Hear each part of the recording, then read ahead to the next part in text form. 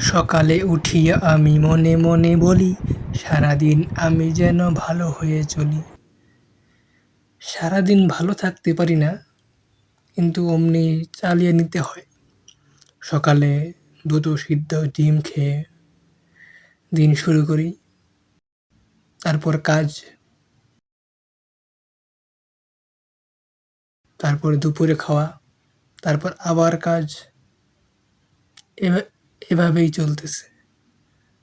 কাজ শেষ করে, গোসল সেরে, রান্নাবান্না করে গোসল সেরে নামাজে যাই। নামাজ আদায় করে রুমে এসে খাওয়া-দাওয়া করে শুয়ে পড়ি। এভাবেই দিন শেষ। আলহামদুলিল্লাহ, মাত্রই এশার নামাজ পড়ে আসলাম। আলহামদুলিল্লাহ। আপনারাও সকলেই নামাজ আদায় করার চেষ্টা করবেন। ইনশাআল্লাহ ভালো কিছু পাবেন। দেওয়ার মালিক আল্লাহ।